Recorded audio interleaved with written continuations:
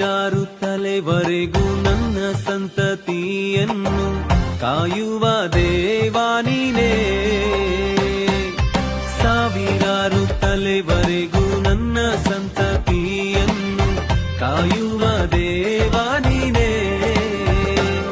ನಿಮ್ಮರೆ ಹೊಕ್ಕಿರುವ ನನ್ನ ಕುಟುಂಬವು ನಿಜವಾದ ಭಾಗ್ಯವಂತರು. ನಿಮ್ಮರೆ ಹೊಕ್ಕಿರುವ ನನ್ನ ಕುಟುಂಬವು ನಿಜವಾದ ಭಾಗ್ಯವಂತರು. ನಿನ್ನಾರಾಧಿಸುವ ನಾವೇ ಧನ್ಯರು. ನಿನ್ನ ಸೇವೆ